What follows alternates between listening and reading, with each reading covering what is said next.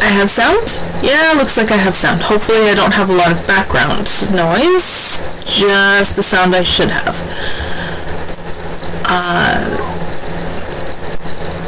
Sorry, hon? Lots of static. Oh, Lord. Here we go again. Okay, let's see if I can remember what we did last time that fixed it.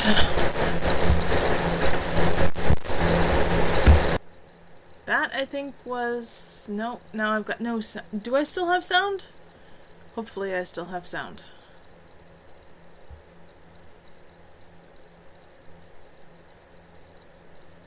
Can I get a sound check? Okay, there we go. It defaulted back to the internal mic again instead of the external, or the extra little plugged in one. Whatever the heck it's called. Okay. At least now we know how to fix that, and it's not a big deal. And this is what happens when you do improvised hardware. Well, not really improvised, but unspecific hardware. So, yeah, anybody who was actually watching yesterday, I'm sorry if I was a little out of it. I honestly didn't realize quite how tired I was. Our almost 16-year-old cat decided that I needed to be awake with him for a substantial amount of the night. And I thought I was okay. I may have been a little bit less clear-minded than I thought I was. And let's face it, I really don't know what I'm doing anyway, so I don't know if that made a big difference. But anyhow, yeah, welcome back. And I'm going to go back to reading from my indie novel Black Wolf, which you can, if you want the text, you can find it a bunch of different places. If you go to prismcat.com/blackwolf, all one word. The most up-to-date version is the one on Wattpad. I need to do a slight update to the Smashwords and the website version. And yeah, if you want the full text of the stuff that I'm reading. Although I'm hoping I can continue doing this all the way to the end of the novel, so you can listen to the whole thing, I guess. We did through chapter 6 as of the end of yesterday, and you can go and check those out on Twitch. They're all saved in the under the videos tab. So if you miss anything and you want to know what the heck just happened, they're there. Okay, so I'm gonna stop rambling and actually start reading, I guess. Was there anything else that I wanted to say? Oh yes. My tireless tech support tells me that there are a couple of people who have been persistently lurking while I've been reading. That's awesome. There's absolutely no need to say anything if you don't want to. I frequently lurk when I'm doing things. Sometimes you just don't want to interact. But if listening to me ramble and read the stuff that I wrote is in any way useful to you or helping you or making you feel better at a time when we're all stressed out of our minds, that's awesome, and I'm very, very glad. Okay, I think that's it now. So, November 1993, the Quicksilver Sphinx article, Miscellanea by Nick Winter. Aha! The guilty party has been found. Josh Newman made that chocolate cake. He even gave me the recipe, with permission to print it. Lupe Ravenflight and her partner, Gwenna Marilon, are offering to teach classes in pottery and hand-weaving, respectively, over the winter to anyone interested, and they're willing to divide it into beginner and advanced groups. They'd like to get started soon, so give them a call. Make sure you read Trista Merrymoon's article on Smith Magic on the front page. If you find it as wonderful as I did, let us know, and maybe Trista can be persuaded to do more for us. There's a personal peeve I really have to bring up.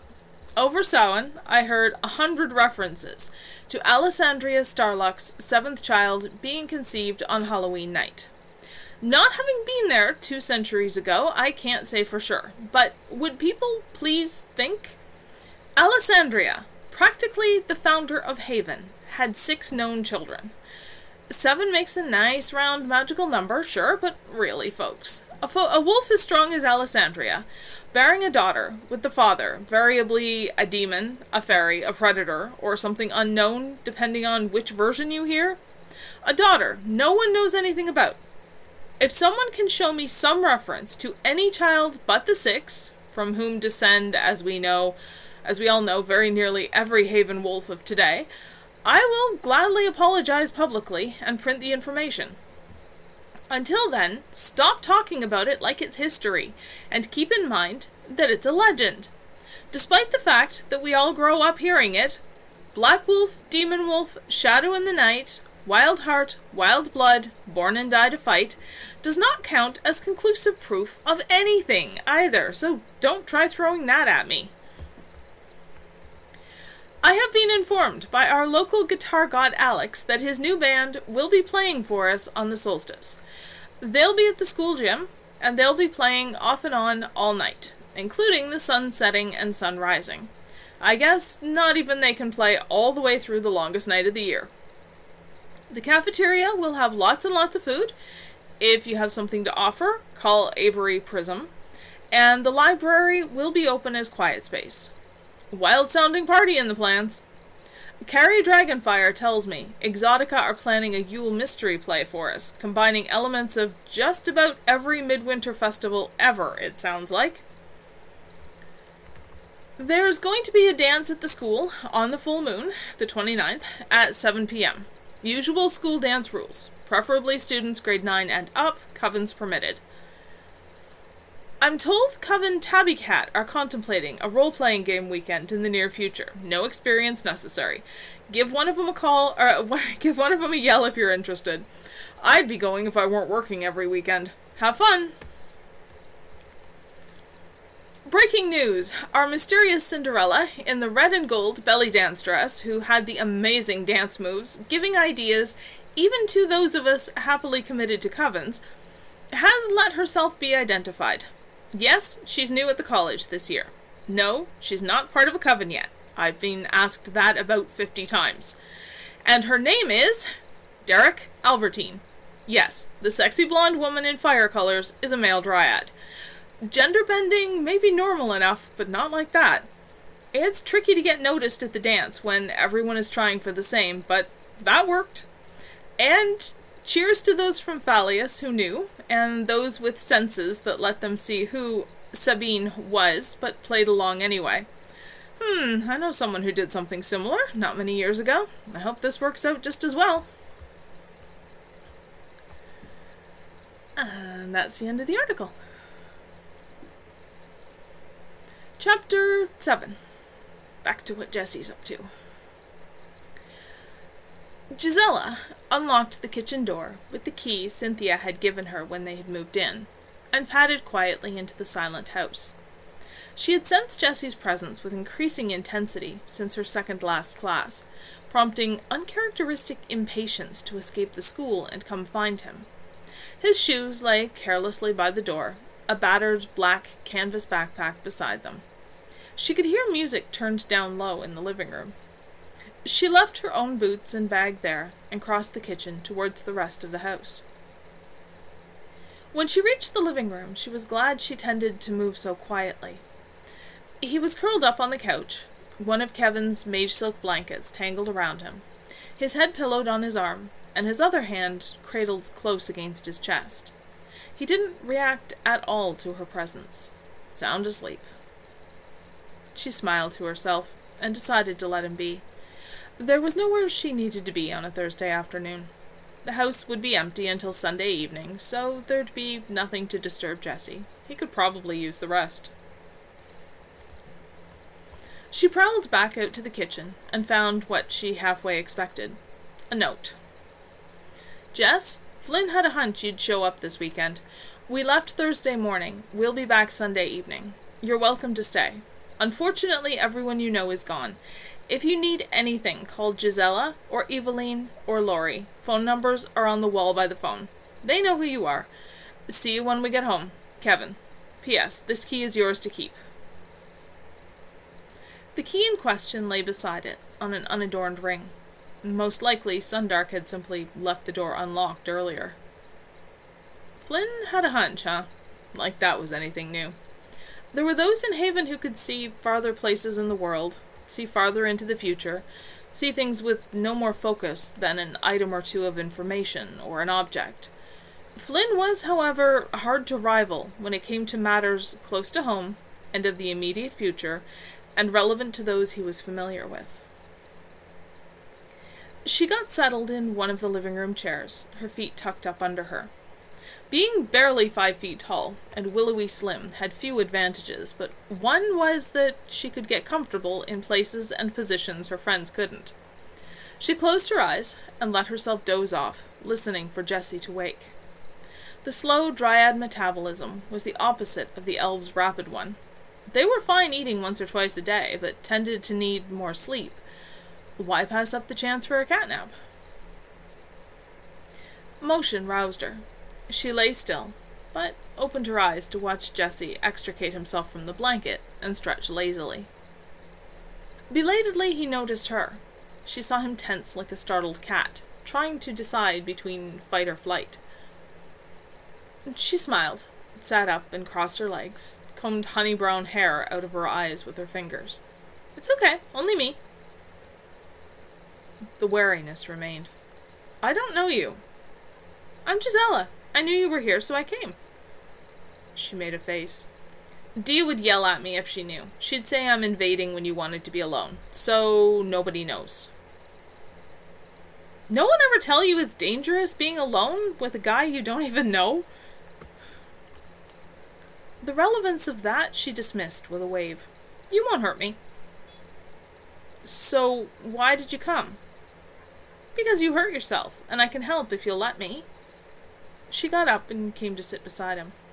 "Give me your hand." Jessie obeyed automatically, and let her take his bad hand in hers. She frowned thoughtfully. "Can you stretch it flat?"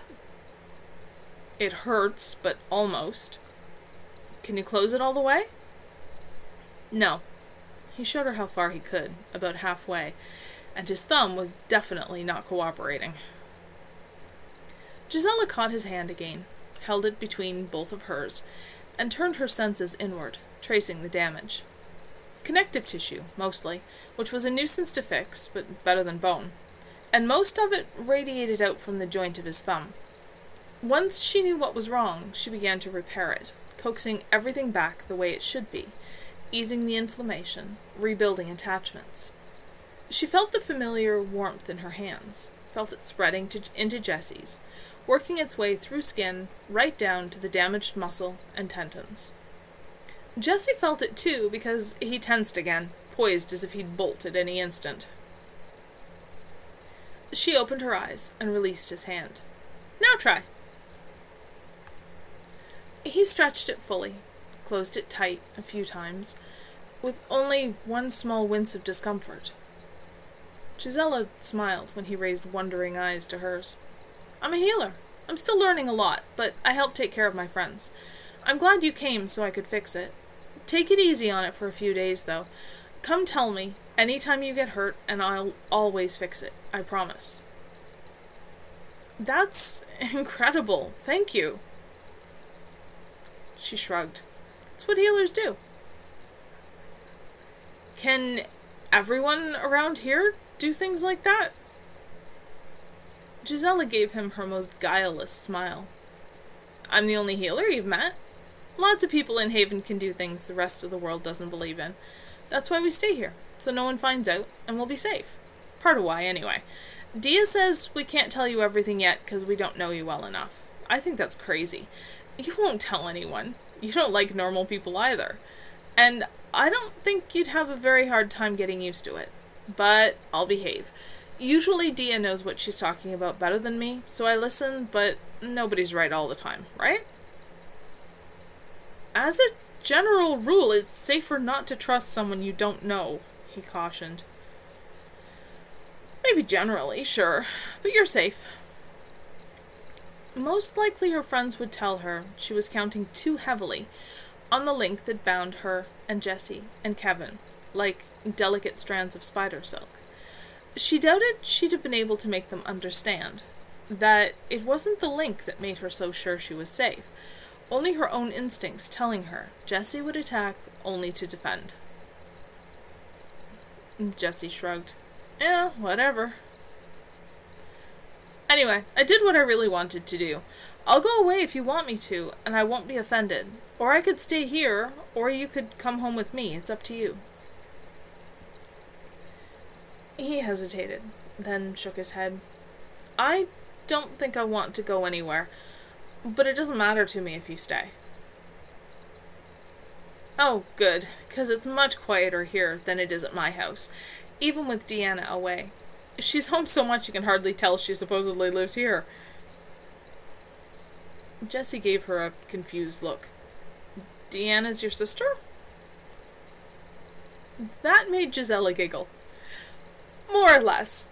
See, lots of people in Haven are part of a coven, which is a small group of people that are really intensely connected on multiple levels. It's so common that a lot of the time people use their coven's name instead of their regular last name. It's just more useful. Our parents are in the same coven, and we all live in the same house. 4 parents and 3 kids. Me and Dia and our little brother. It's a big house, but that's a lot of people. No shit. Would it be safe to guess that Kevin and Cynthia and Bane and Deanna and Flynn are a coven? Good guess. I'm not in one. I just hang around with Coven Sundark a lot. That's Kevin and everybody. And there are 2 other covens, Winter and Dandelion, and 1 other person who isn't in a coven. And we all tend to hang around together a lot. The thing they do every week that I bet you've seen, that's called a circle. It's a way of sharing energy. That's what makes a coven and keeps them connected. And it's extremely rude to ever interrupt a coven in circle. It's about as intimate as possible. Because of that, covens tend to be very close on a lot of levels, and some things almost always happen just because they're so tangled up in each other. Like living together and sex within a coven. A lot of Haven businesses are run by 1 or 2 covens collectively. Uh-huh. And aren't covens supposed to have something to do with witches or something? That puzzled her until she recalled that the outer world used the word differently. You mean like the witches in Macbeth casting bad spells? Sure, or Satanists or stuff like that. Satanists? Another word that confused her briefly. Death magic, you mean? Or summoning demons? She shook her head. Death magic's revolting, and no one with half a brain will mess around with demons. And Sundark being that kind of witches is silly. Can you see Dia making brews in a cauldron out of Eye of Newt and Tongue of Frog or whatever it's supposed to be to hurt anybody? That made quite the image in her head. Of Deanna in a black robe, chanting evil spells over a huge cauldron, the rest of her coven dancing around her and it, and all sorts of demonic beings hovering around them. She laughed, despite the disturbing connotations of demons and death magic. No way! Jessie relaxed a bit. Just checking. Gisela lingered for a while, did her homework there, and they dug 2 of Kevin's frozen dinners out of the freezer. Reluctantly, she went home after they ate, with a promise to come over after school the next day. Section break. And a quick sip of tea.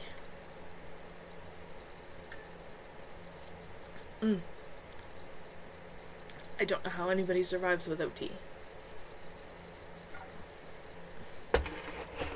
And I'm super grateful for the awesome cup that my dad bought me.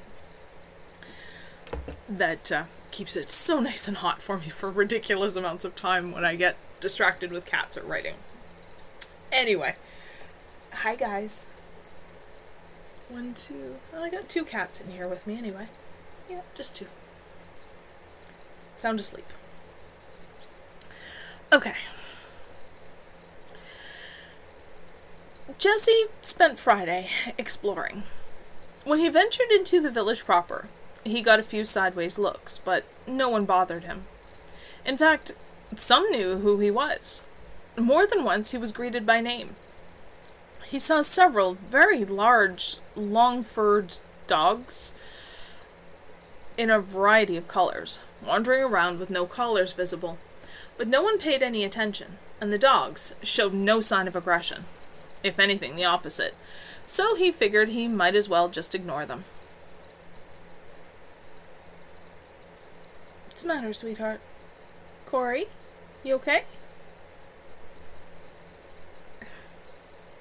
There's a bowl of food right beside you, silly. Apparently we can't find a food bowl. Half a second.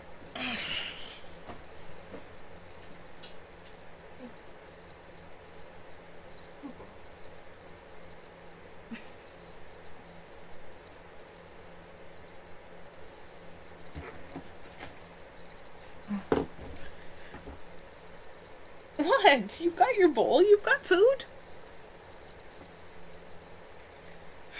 Possibly he doesn't care for the current flavor. He's out of luck. Since I am a little unsure about the cat food supplies at the moment, I'm not giving him a new one. Okay. Dogs of any other breed, and there were several, always had collars and were sometimes on leashes. Cats, healthy-looking ones, were common and always wore collars, lounging in the sun or on any available surface or stalking bugs and leaves. Hi. Say hi. This is the silly fussy rugrat, my Corey. Yes, all right, go there in the corner. People stopped at times to greet them, which the cats tolerated.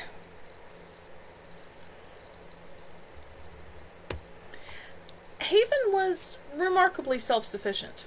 It seemed to have everything conceivable.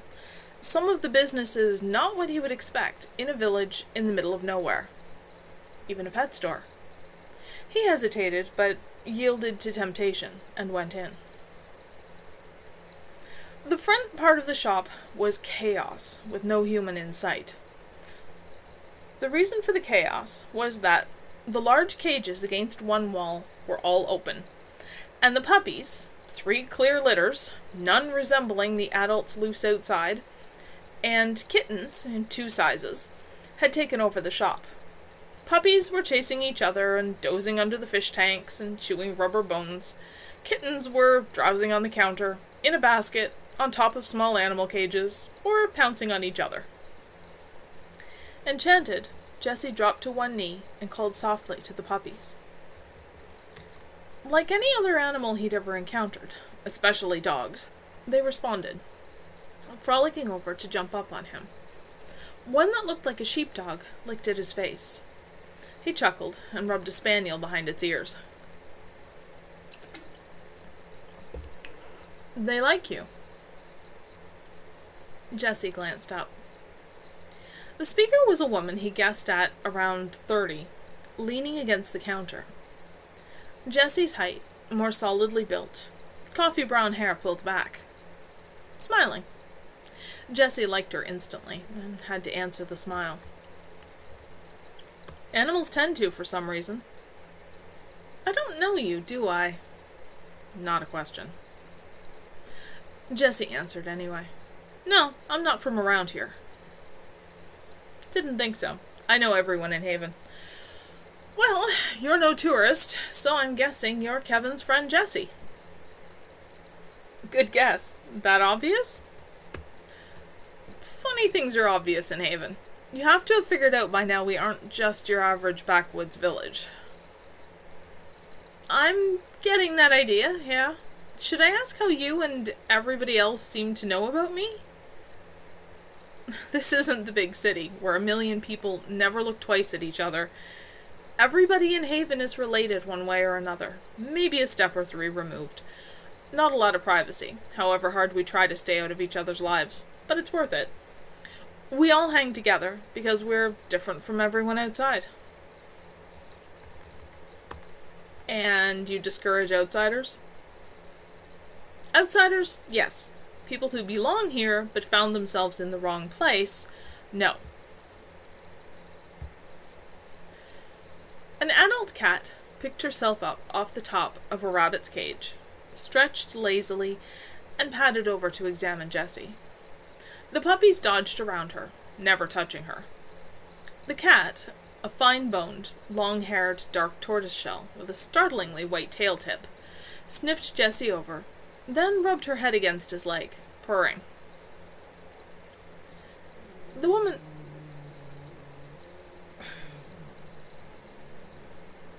How did you manage to sigh that long?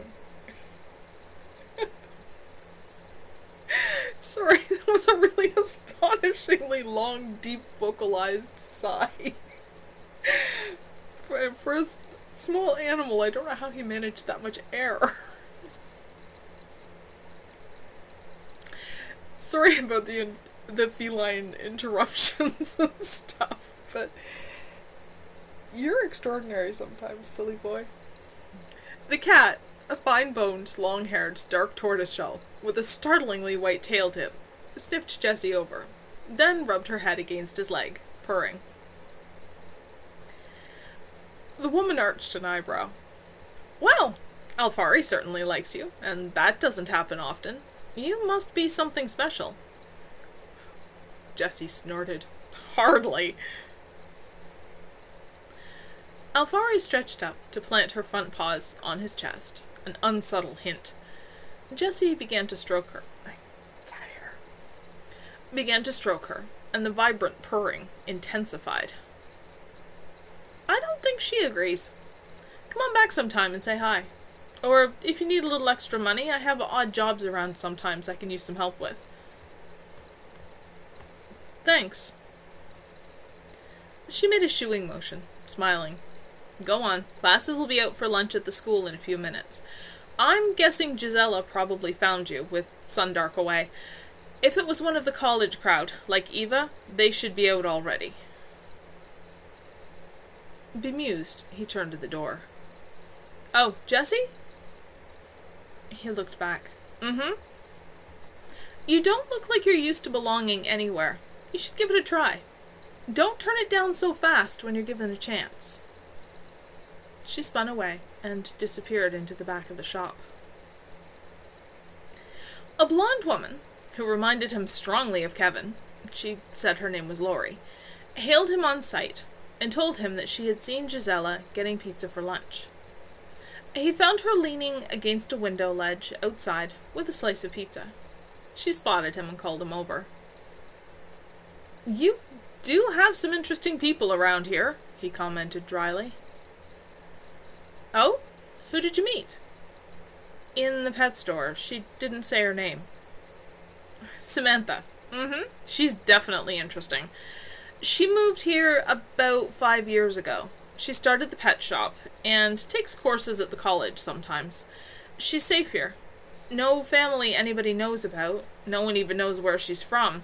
Unless maybe Brian does.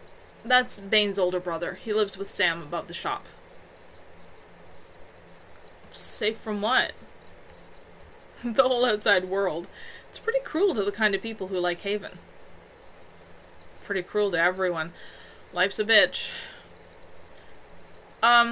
That means it's bad? It doesn't have to be. If you say so. Here, go get yourself some pizza. Maybe you'll be less pessimistic if you eat something. She fished a handful of change out of her jacket pocket and poured it into his hand. He walked her to the school when she had to go back to class, then returned to the house. Section break. Samantha looked up from stocking a shelf with fish food when Gisela came in, and greeted the healer with a nod. You can't be out of cat food already. Getting there, with that stray eating half of it, but I think I found him a home. I wanted to ask you something. What do you think of Jessie? Sam fell silent for a moment as she meticulously straightened the fish food and took the empty box to the counter. I think there's more to him than anyone has seen or will see for a long time. I think he belongs in Haven, and I don't mean because of what Rebecca woke in him. He's not your average stray out of the city, and I predict that anyone who forgets that is going to regret it. Beyond that, I can't tell you anything more. To Gisela's inner senses, Sam vibrated with a tangle of emotions, too many for her to sort out. She knew that after Nick's mention in the Sphinx, Sam had asked Kevin a lot of questions. Kevin, puzzled, had been talking to Deanna about Sam's odd curiosity about everything he'd picked up. She came nearer and closed her hand around Sam's. Something's wrong. You're upset. What is it? Something about Jessie? Sam sighed and shook her head. Just wondering what that poor boy has been through. You don't mean Rebecca? No, I don't.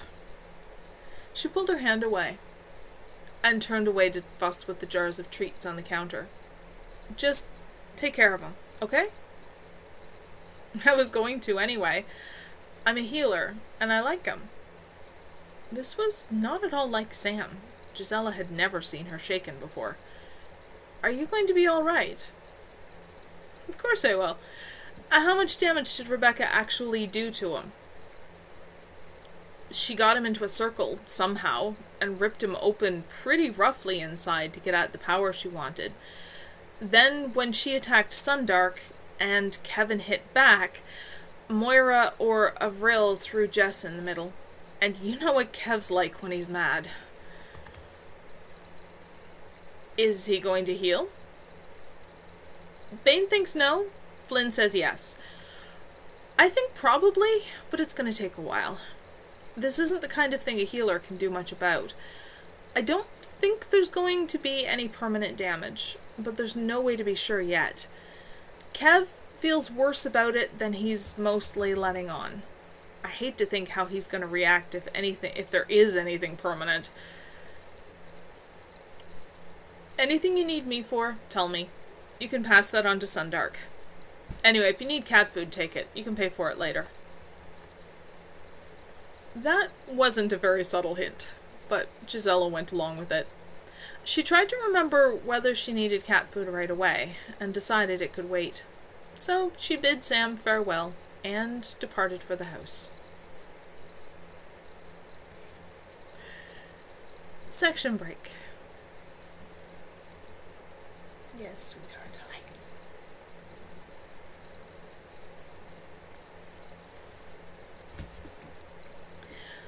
Jessie was alive. That simple fact made it impossible to concentrate on the mundanities of the shop. Sam gave up and perched on the windowsill to gaze outside, not really seeing the familiar street. Jessie was alive. The faint thread of hope born when she had seen Nick's brief description, nurtured by Kevin's account, hadn't been false. It really was him. It had been a considerable effort of will to throttle her first impulse to hug him. A good thing, it seemed, since he didn't recognize her. Blocking off his memories made sense. To be suddenly completely alone for the first time in his life, and not know if anyone else in his family survived the nightmare of storm and music that had killed an entire village, making himself forget might well have saved his sanity. His sanity, his life. How could they possibly find him to kill him, if even he himself didn't know who he was? There'd be no way to see it in his thoughts, no way for a seer to get a fix on him. No way to make him betray himself. She sighed to herself. To tell him about his family, and that she had lived with him and them for a few years around and after his father's death, was to place him in danger. All she could do, it seemed, was let Sundark take care of him, and be ready to get involved if necessary, without giving anyone any reason to think that she had so much interest in his well-being. He was alive, though. She couldn't recall any better news in years. Well, she'd made a bad start on hiding her feelings with Gisela. She'd have to do better than that. She closed her eyes, reached inside to center herself again. The bells on the door chimed. She greeted the man who walked in and smiled when the puppies converged on his black lab. Think about right now.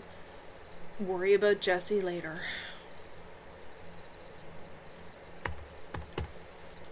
Chapter 8.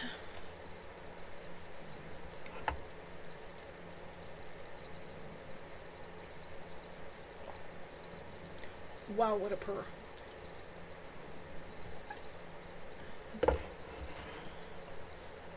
Are you a happy boy, sweetheart? I don't know if this is going to work, but I'm going to try to shift the laptop just enough that you can see my happy, silly, sleepy boy here. I'm sorry if anybody gets nauseous from the movement for just a second. Okay.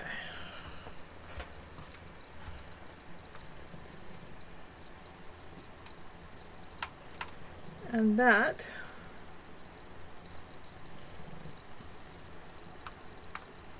is, there we go.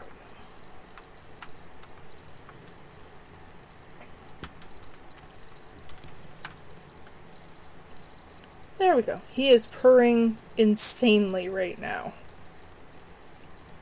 And he just opened his eyes trying to figure out what on earth I'm doing. Oh, got an itch.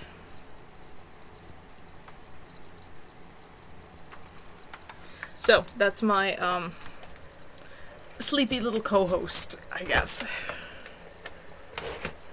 Alright, let's get the laptop set back up here so that I'm actually on the screen. Although maybe what I should be doing if I want attention is put the camera on one of the cats and I can just read in the background or something. Maybe that would go over well. What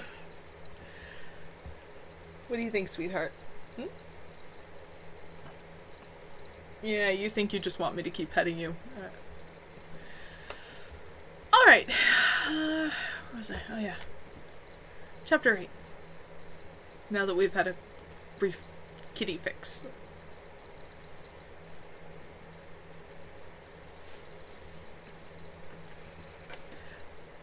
Jessie heard a vehicle pull in the driveway and forgot about the game of Monopoly Gisela had coaxed him into.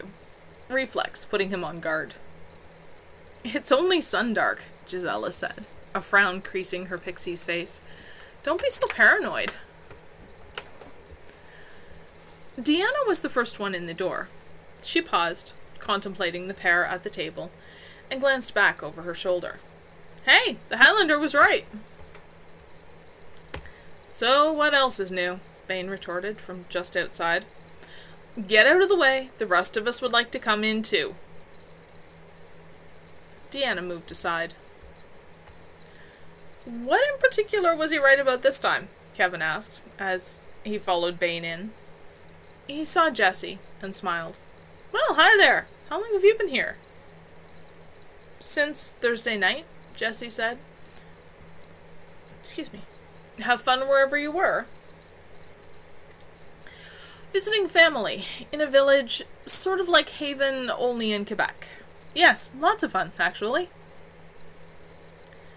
Chaos reigned in the kitchen for a few minutes. Then Bane left to drive Flynn and Deanna and Gisela home. So, what's new in the city? Kevin asked, absently fishing a handful of cookies out of the jar while Jessie put the game away.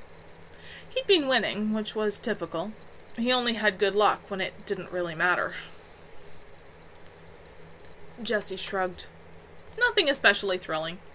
Trying to keep warm and hibernate the winter away. Cynthia disappeared with a canvas sport bag slung over her shoulder. Jessie heard her on the stairs. So, hang around for a while. You can do both here just as well. For a little while. Not long.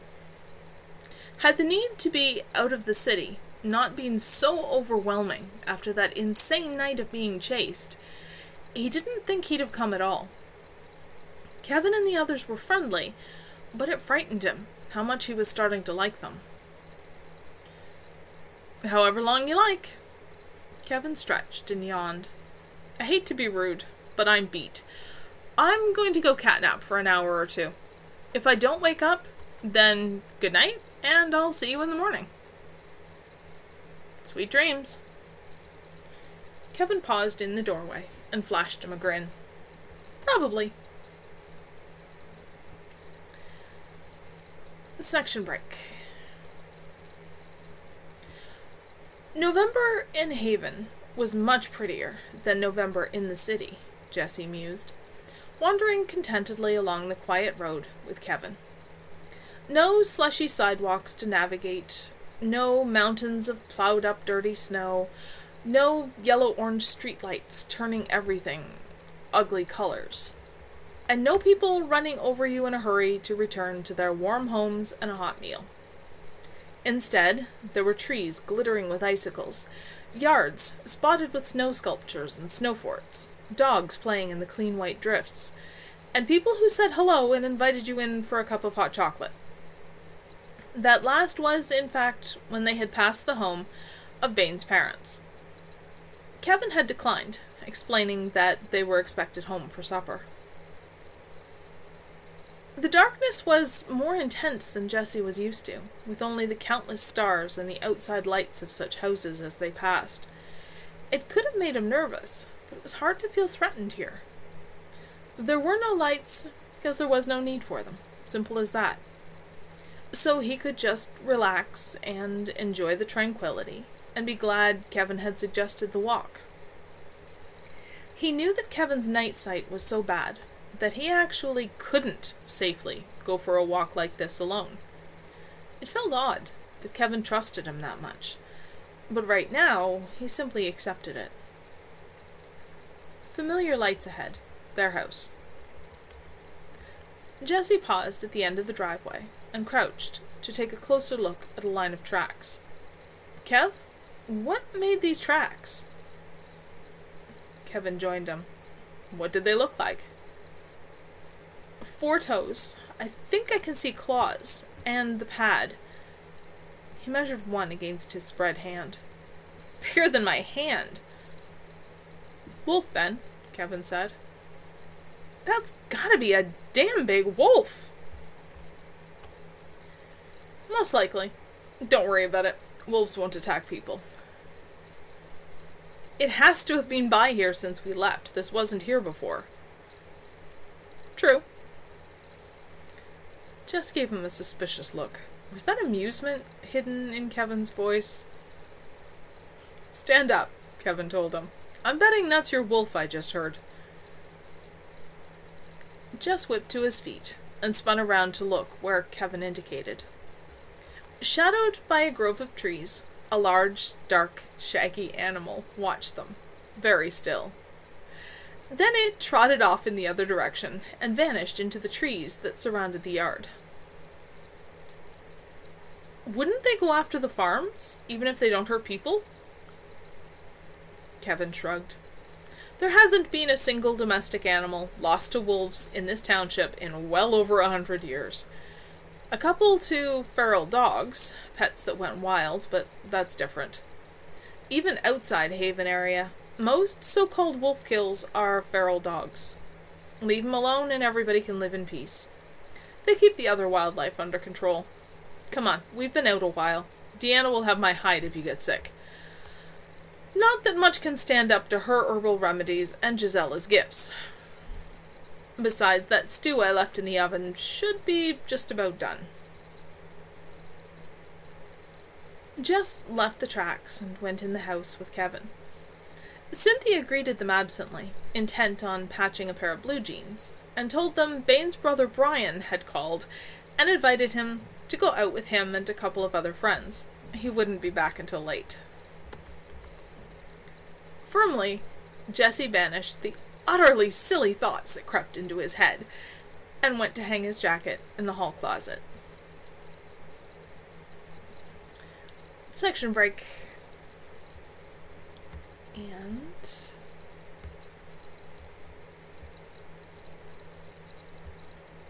just doing a super quick check here. I dropped announcements about streaming in a couple of places, and I just wanted to sneak a quick look and see if anyone was actually paying attention.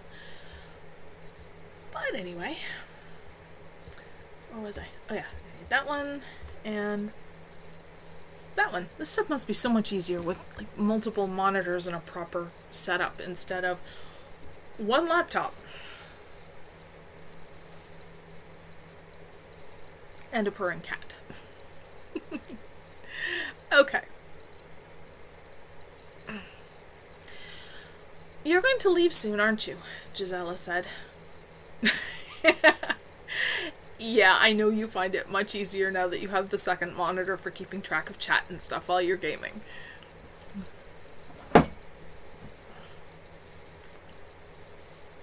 On the other hand, your setup is miserably uncomfortable for me. So, it works for you, but I'm not going to borrow it. You're going to leave soon, aren't you? Gisela said. Jessie walked beside her in silence for a moment. The road to her house was very quiet in the darkness of winter's early sunset. Yes, probably the next day or two. I've been here over a week. I need to get back to someone. I thought so. You'll come back, right? Yes, why wouldn't I? I don't know, but I don't know why you leave either, and you do that. It's not easy to explain. It's just, everything here is so different from everything I know. It's like heaven, but it scares me. What does? You, Kevin, everyone.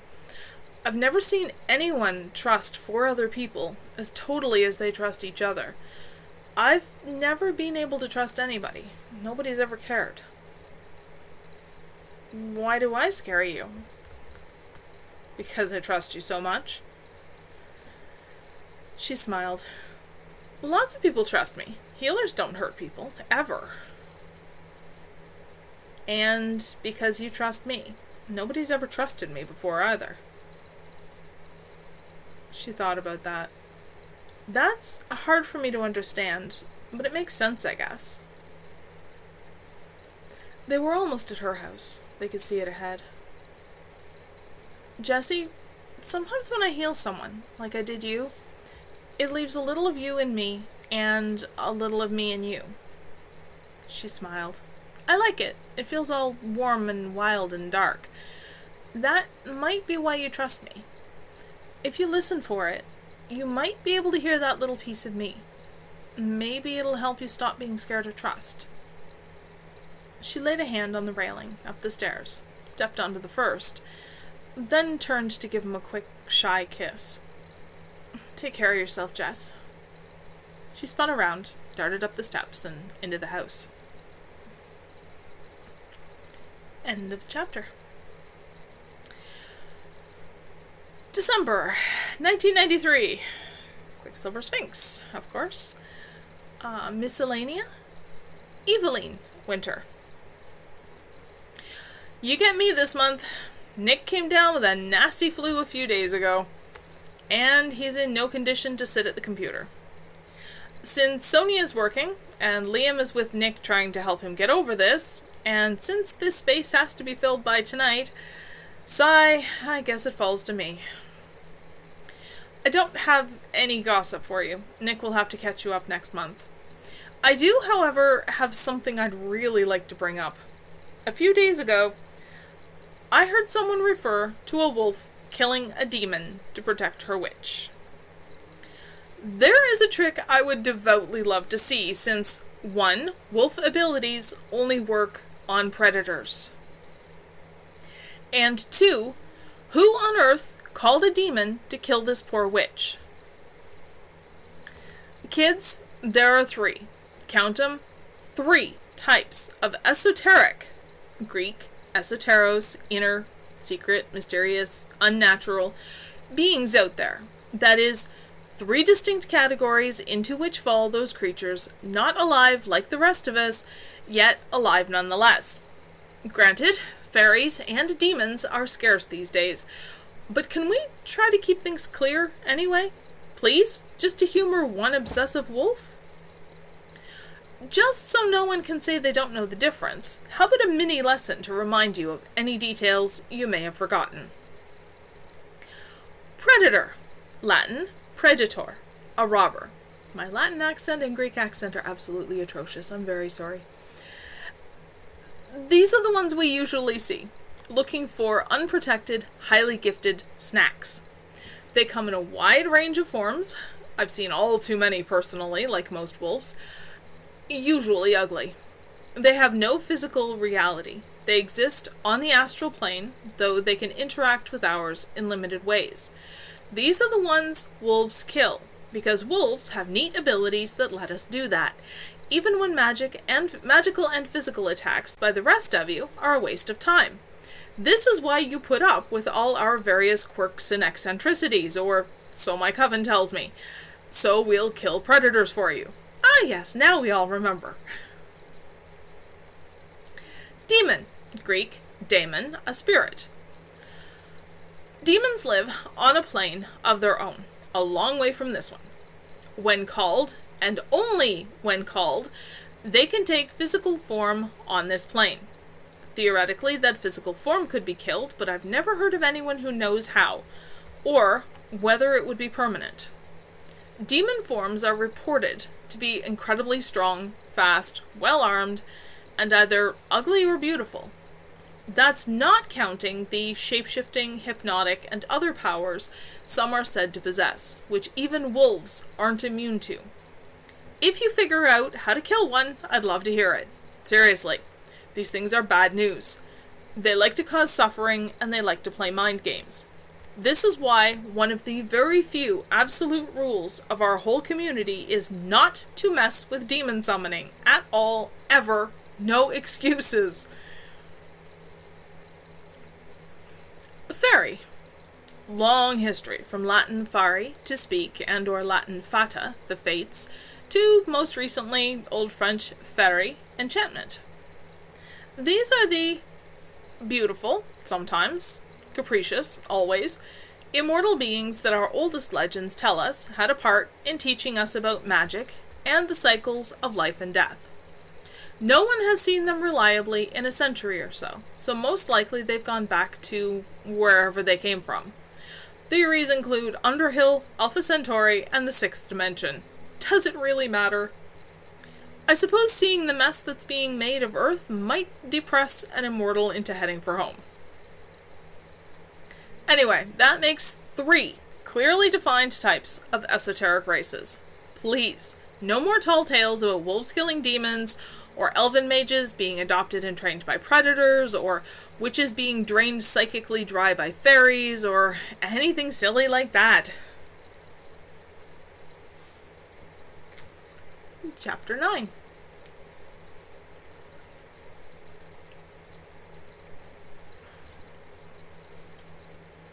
Jackie Hun, Trick seems to be wandering around looking lost and confused. Can you maybe round him up and remind him of where his lunch is?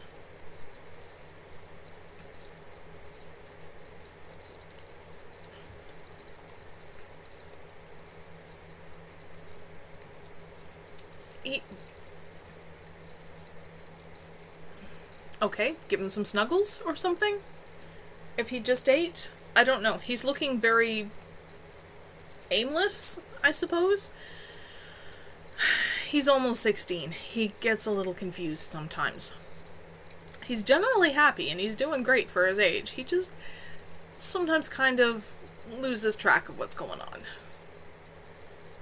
Maybe needs a little extra snuggles or reminders of where the food bowl is, things like that. I don't think he needs extra arthritis meds or anything. He should be okay. Walking around aimlessly. We are talking about Frick. Yes, I know. Walking around aimlessly is fairly normal for Drick. He's got very good training in that. He came in here, stood, looked at me for about 3 seconds, and then turned around and walked away. I don't know where on earth he's gone. I thought I saw him leave, but... Not in that basket not in here. That part's still on commission for him. I'll look around. Okay, just to make sure he's okay. He's probably fine. It's just, Got lost again.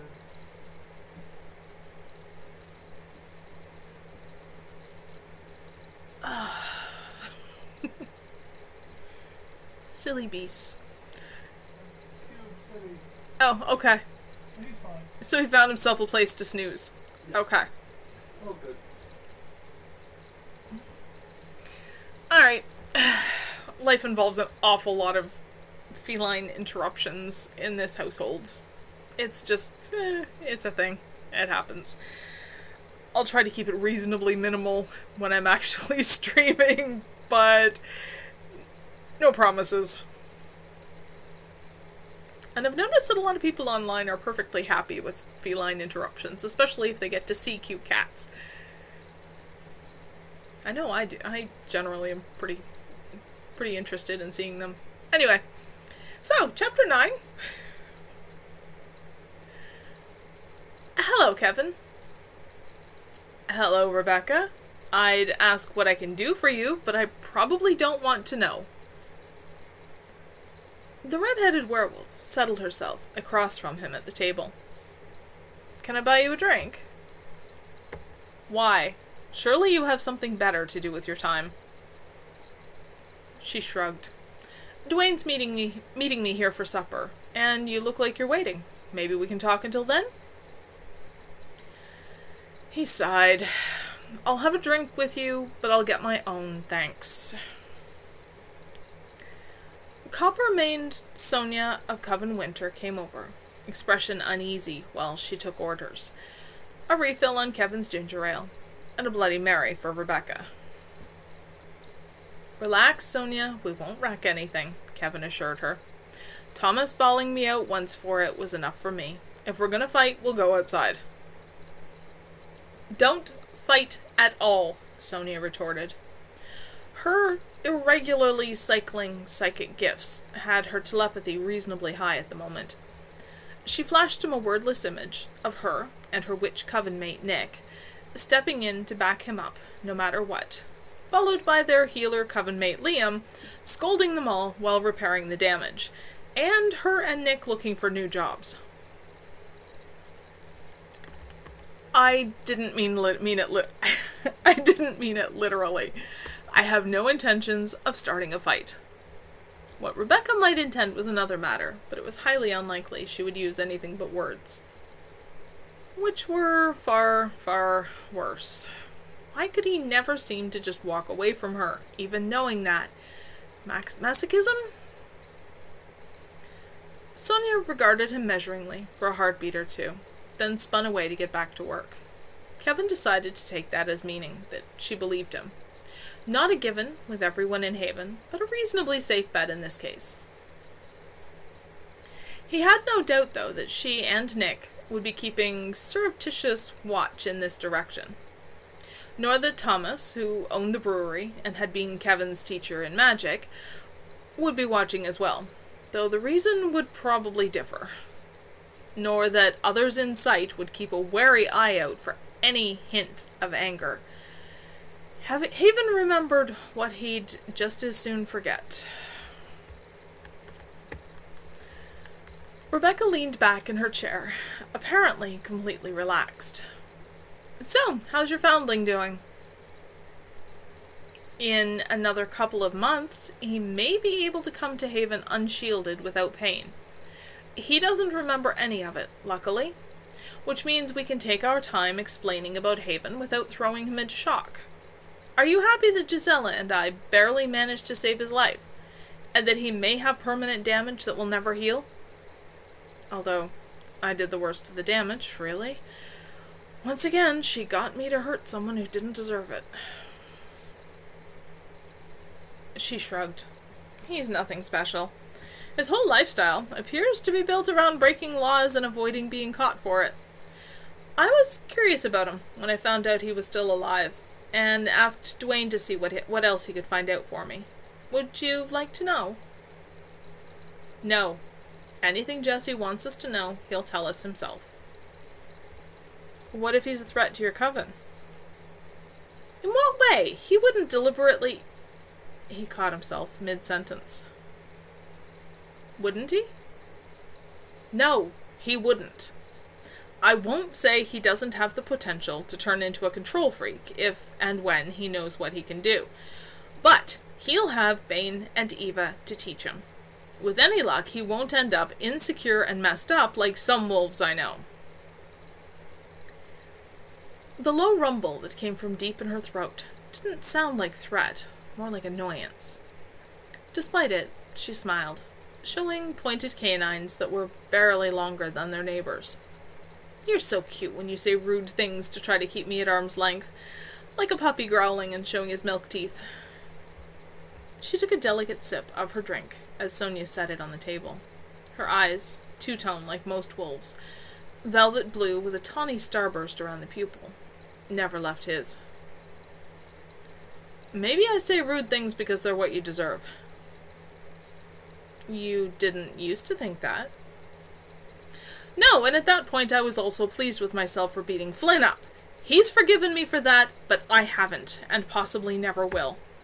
So, it's a whole way of looking at the world that I think I'm better off without. What a waste. A phoenix, in a wicker cage, playing at being a canary, and careful every instant to keep the cage intact, all for the sake of jealous pigeons and sparrows. It's better than being the hawk that preys on them.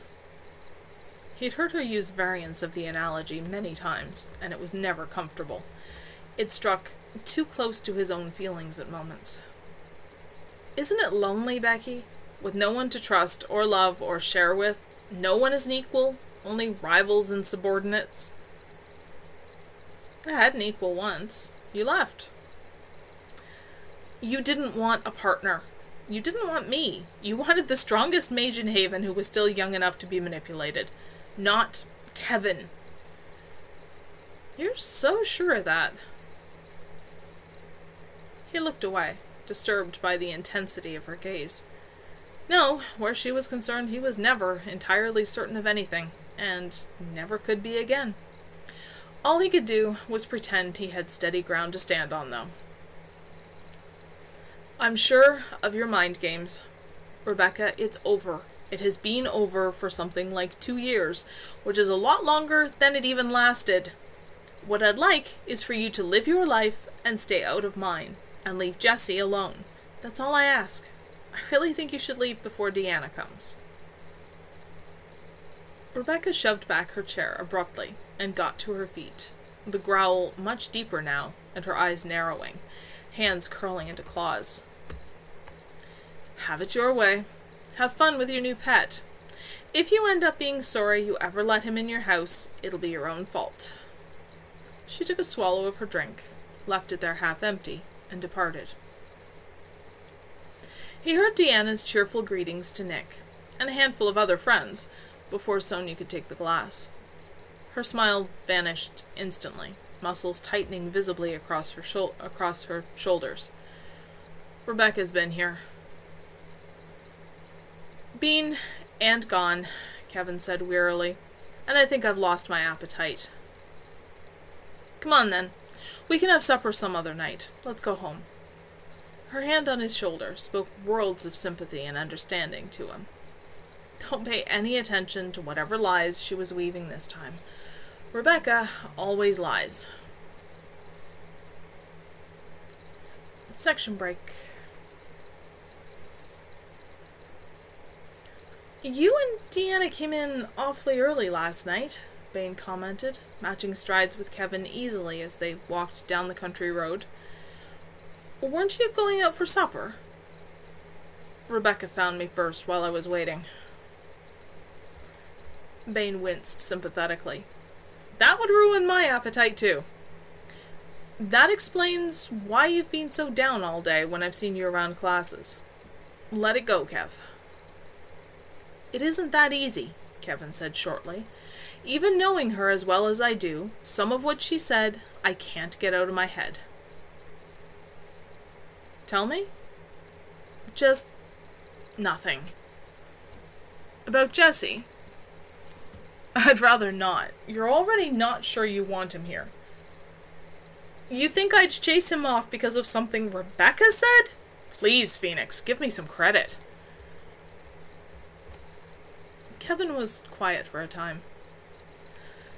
She said Jess is a threat, that he's broken a lot of laws, and we'll regret letting him in the house.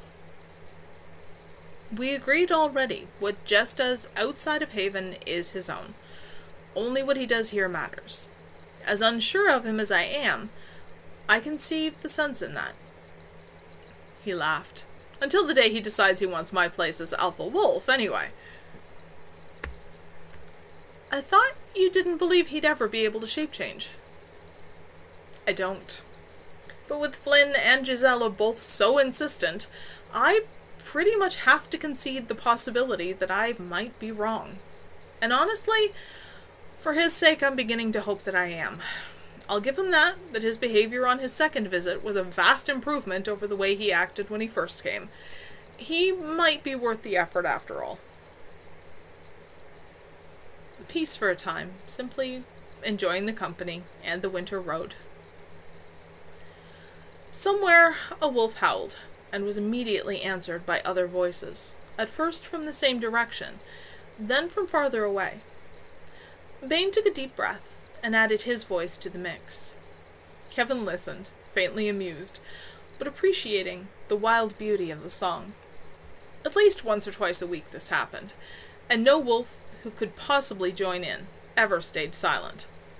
Given that there were over 100 werewolves in Haven, it could become quite a chorus. The density did cause stresses that some wolves coped with better than others, but those who could said there were good parts to it. Like this. Bane had told him once it was to mark their territory and warn the predators to stay away. Kevin suspected that while that might be true, they actually did it mostly for fun. A strand at a time, it faded away, down to a couple of voices, then one, then silence. Aren't you supposed to do that at full moons? Kevin teased. Aren't you supposed to wear green and live under a hill? Bane retorted. Good hills are getting scarce these days, and I'm an elf, not Robin Hood. Still teasing each other, they resumed their interrupted walk homeward, and Kevin stopped thinking about Rebecca. Mostly. That is the end of the chapter. I am going to do a very short break here, just stretch a little bit, maybe run to the bathroom, maybe look at a refill on my tea, and I will be back as quickly as I possibly can. Okay? Don't go anywhere.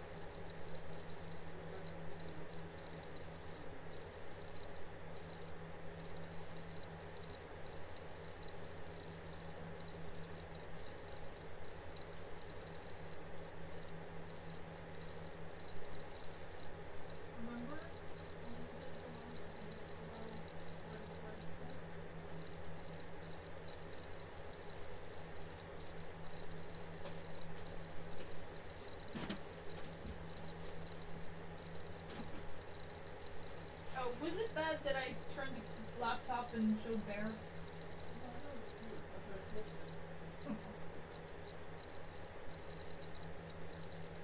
You would not believe how long and deep a sigh he did. It just went on and on forever.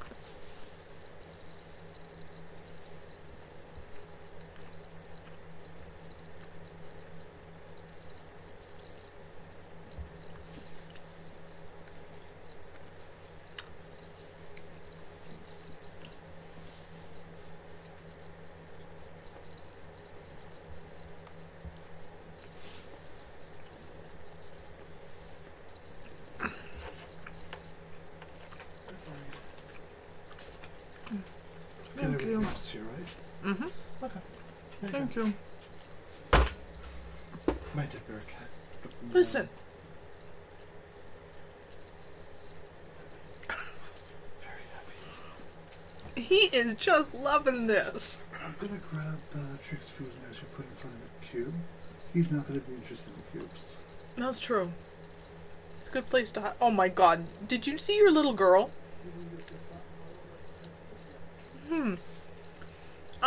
You could move Trick's breakfast from beside the basket over next to Freya. She'll probably be happy to finish it.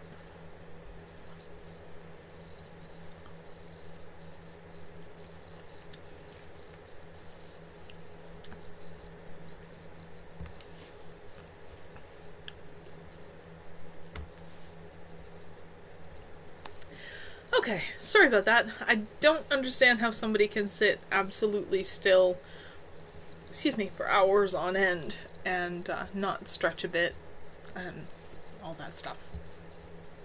So, now I'm back and I have fresh tea. I have a very seriously purring cat right beside me and I stretched, so we're good for reading some more.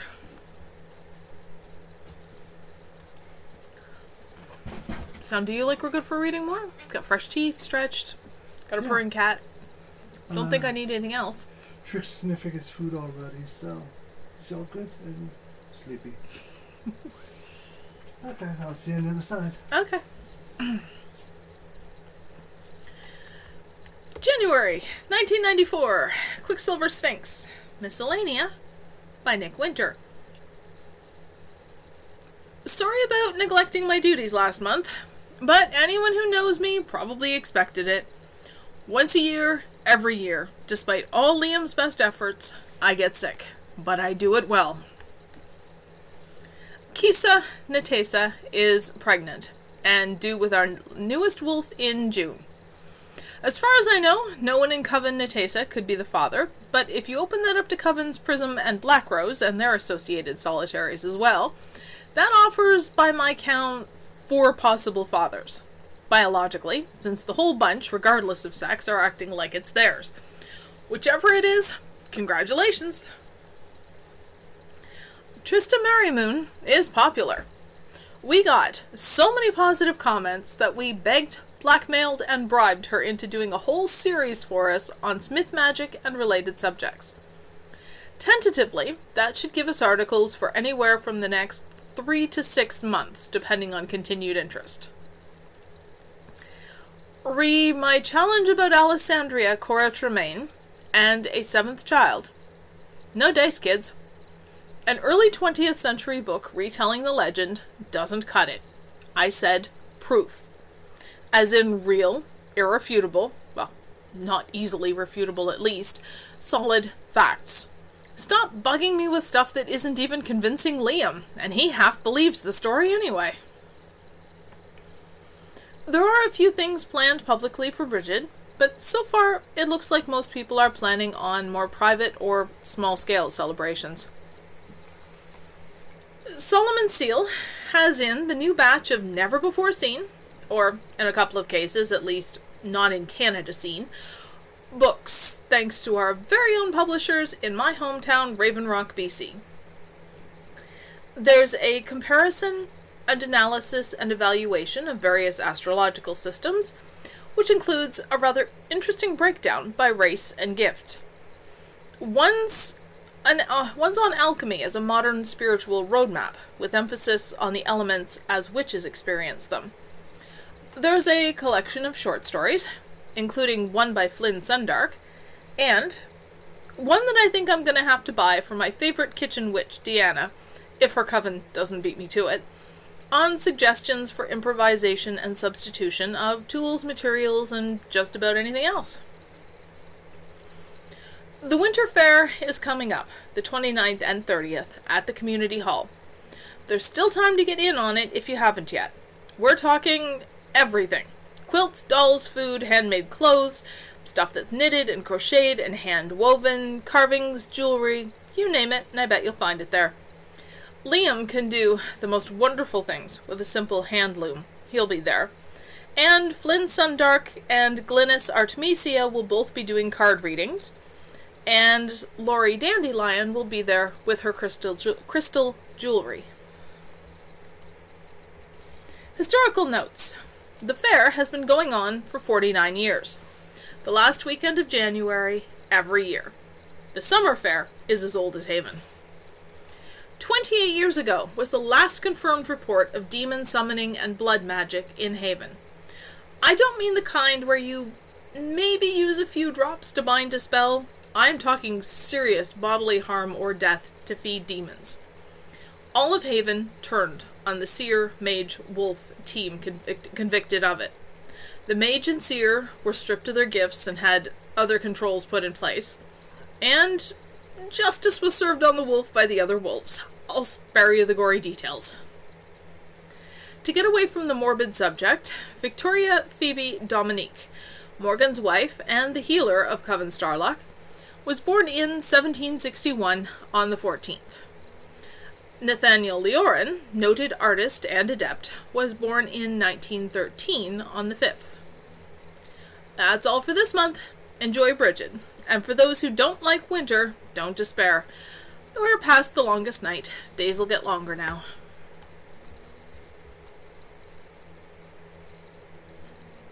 Sorry, I've seriously got purring occurring from both sides of me now. I'm caught in a purr vortex.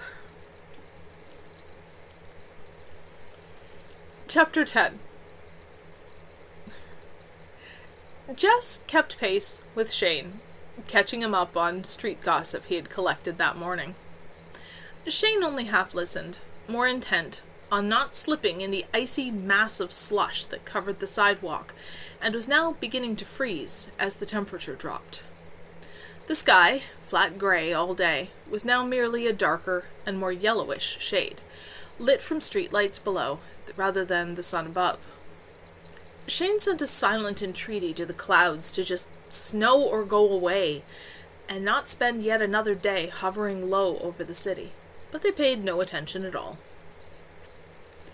Not that they really had any reason to do anything but ignore him now.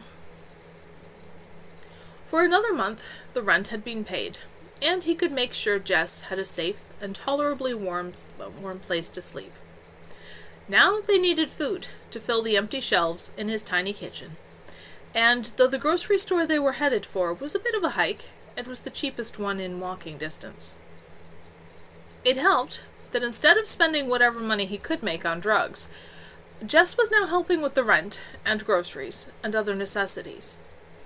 Jess's wide dark eyes and charming smile were a definite advantage when he was out panhandling, and Shane encouraged him to stick with that and opportunistic shoplifting. Sex for money meant nothing to Shane, but he knew Jess too well to believe his young friend could do the same, and Jess's soul was already in enough shreds. Vibes the Lamb. Hi! Welcome to listening to me read some of the stuff I've written. Obviously, I'm better, okay. You don't know how well I write, but trust me, I'm better at writing than I am at actually, just improvising chit-chat. Very bad at small talk. How's it going? And Shane's other, safer ways of making some extra cash weren't something Jesse could do, even if Shane had any intention of explaining, which he didn't. Jess's rambling ended when they reached the grocery store, and the discussion turned to what to get. Neither had the school... Thank you. Neither had the skill or inclination to cook anything complicated. So, for the most part, their shopping trips consisted of food in cans and boxes, and food that went in the freezer. The strong tastes of instant food had, at first, made Shane nauseous. He'd grown accustomed to that, as he had to the noise of the city that had assaulted his sensitive ears, and to countless other new experiences. None of it mattered as much as protecting Jess as best he could. He'd adapted, and so well Jess had never noticed. Not that Jess had been in any condition to notice anything beyond his own misery for most of the time Shane had known him. Paying always took a few minutes, since Jess's income tended to be in the form of coins. The woman at the cash didn't mind. They rarely did unless it was extremely busy. Between them, they could carry everything without much trouble. They cut through a park, traded greetings with a couple of acquaintances, paused to compare notes on life for the last few days with someone they knew somewhat better, where they'd had luck in shoplifting or panhandling, who was doing what, and the current activity level of the cops, usual sorts of things. Shortly after spotting Jess on the streets the first time, Shane had decided that he had to stop wandering and settle down. Accordingly, he'd found a single-room basement apartment, with all the utilities included, at a price he'd be able to manage alone.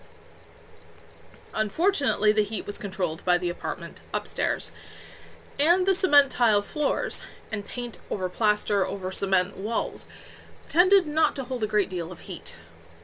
Nonetheless, it was certainly better for Jess than sleeping outside, and cold didn't particularly bother Shane.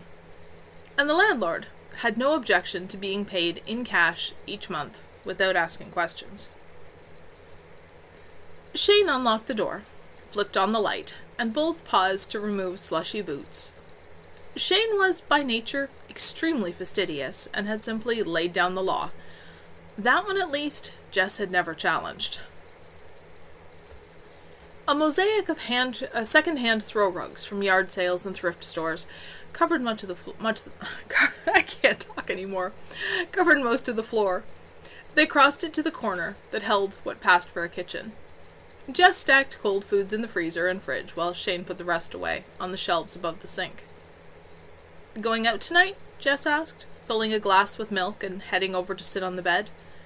The room was small enough that the double bed dominated it and left scant room for other furniture. Clothes were in the closet or a collection of stacked plastic milk crates. In one corner, under the window, stood a chair Shane found comfortable, with a reading lamp and a stack of paperbacks on the small table next to it.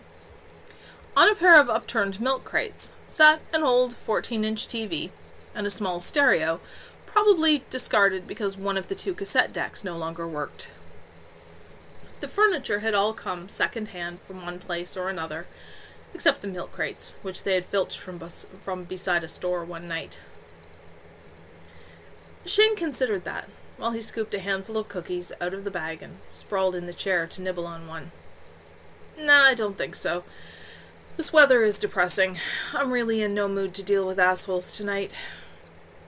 He probably should. There was February's rent to keep in mind, but one night wouldn't make any great difference.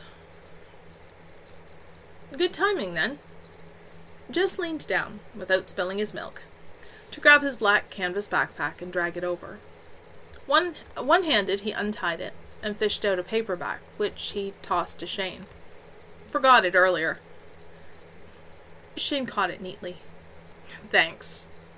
Jess had figured out in a hurry that Shane read voraciously, regardless of genre or subject, fiction or nonfiction. A week seldom passed that he didn't present Shane with at least one, usually paperbacks, shoplifted from used or new bookstores. Any in good condition, Shane traded in at a used bookstore close by, and the others he donated.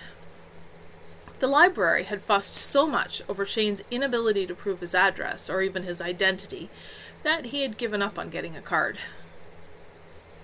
Besides, he knew Jess liked being able to give him something, and he wasn't about to discourage anything that made Jess feel good, not when there was so little risk involved.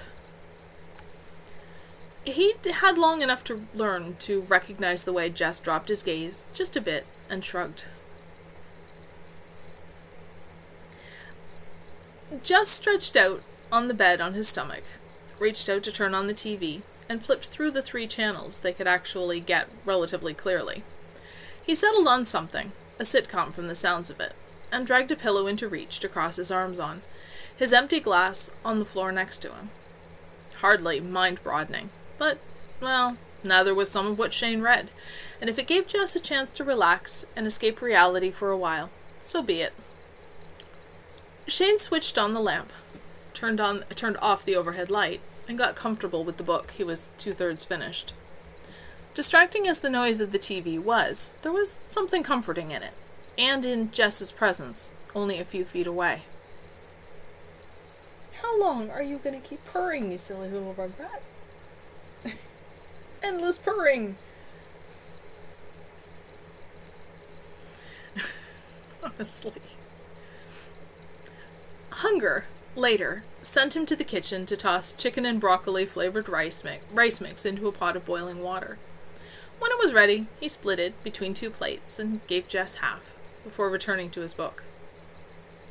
Sudden quiet made Shane glance up. Jessie stretched lazily and yawned. "There's never anything interesting on after the late-night movie, and I think I'm tired." "Sleep couldn't hurt," Shane conceded. Not long later, they were curled up together in the bed, under the eclectic layers of blankets. Jess snuggled close, and Shane slid an arm over him to keep him there. Sometimes Jess complained that Shane took more body heat than he shared, but that wasn't something Shane could change. And these days, Jess ignored it, except on particularly cold nights. The company, Shane thought, mattered more. "Know something?" Jess murmured dreamily after a few minutes. Shane said drowsily. "We're gonna have somewhere nice to live someday. A whole house, and maybe we can make the basement into a couple of good apartments for people like we used to be. And we'll have a stereo with big speakers. We can play music all we want, as loud as we want, because the cops never mess with real people. Just with people they don't think are people. And a decent TV with cable. And we can walk into a store and buy all the cool clothes we want. And we'll buy a really awesome car. A classic Mustang. Should we paint it black or red? Maybe a convertible. Anyway, then we can drive to a restaurant, a really good one, and we can order everything we want. A big steak and lots of fries. Chocolate sundaes with whipped cream and cherries. And after we're done, we can go home to our own house. The words trailed off.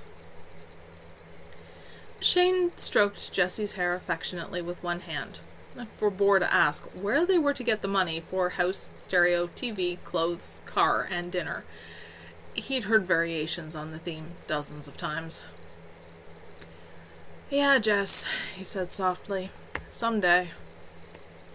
Someday, maybe I'll figure out a way to get you there." February 1994.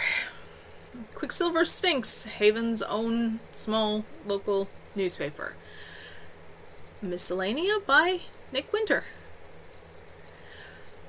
The first of the month's sabbats are really awful to write about, since while I'm writing this, it's before Bridget, but by the time you read it, Bridget will have been and gone. Therefore, I'll just say, I hope we all have heaps of fun and leave it there. Welcome home and congratulations, Coven Karras. And, Anton tells me, he's finally completed what sounds like an exhausting series of hoops to go through to get everything sorted out properly, medically and legally. In every possible sense, Nina is entirely history. You've all been missed, through all that time away, and it's wonderful to have you not only home to stay, but happy. Finding who you are and being that is hard enough without the extra complications. Congratulations from Coven Winter and lots of other people. Donovan Skydrum will be opening a new shop on the 25th, selling handmade clothes and similar by him and a few others in Haven. Partly conventional, partly made silk. I didn't even know that it was possible to incorporate things like buttons and zippers into made silk, although a wolf changing while wearing it will destroy that. And I never thought of sewing mage silk to create more complex effects. I can't wait to see what creative minds have invented for us. It's in the old lapidary shop near Venus Alive. Watch for Arachne's loom. My recommendation for the rest of the paper. On page 3, there's a very interesting and rather funny article on the cultural mess in mixed villages. The blending of given names and surnames. Surnames? Who uses those anyway? Coven names are usually more useful. From opposite sides of the globe. And some of the things we've adopted from those varying cultures, past and present. Exotica is at it again. Do they never stop? When did they find time to do anything else? They're already well on the way to creating a new work of art. My Exotica source, Carrie Dragonfire, won't leak any secrets. But she says this one plays more with Egyptian mythology rather than the Celtic and classical they usually do. The brewery, White Stag, Solomon's Seal, Venus Alive, the library, and the Everything Else shop are all going to be involved in a major art display. Paintings, sculpture, and related sorts of things will be at the places I just named for a week, starting on the 20th. Some will be for sale, some won't, each piece will say. Excuse me. These are all Haven artists, so be supportive. Deanna Sundark tells me she's helping out as part of a group of roughly half a dozen who want to try to put together a computer database of useful subjects, and they're looking for all the input possible. They're starting off with gems, crystals, and stones, and the various powers of each. Since they want this to be as complete as possible, they'll include all the information anyone can give them, preferably written, and send it to Sundark, or to Coven's Moonstone, Merry Moon, Dragonfire, Tabby Cat, or Harpsong, or to Grant Laundry. Hi, Sarah. Lindsay has some new toys in at Venus Alive. Among them, new scents and massage oils, and leather in various forms for the adventurous, who have been asking her about sources. I don't know how much she has of anything specific, so hurry. On to historical notes. February's been a pretty slow month in Haven history. Ananda Fedorov completed quite a useful book on worldwide magical correspondences in 1986. I can't think of anyone into ritual magic who doesn't have a copy.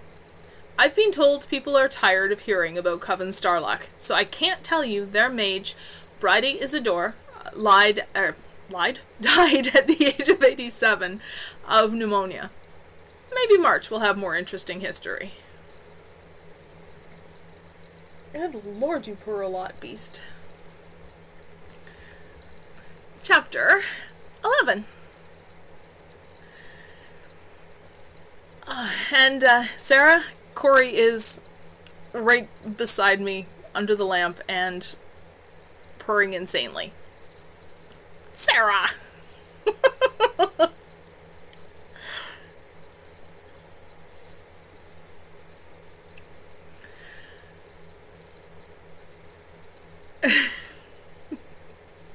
And Freya's on the other side.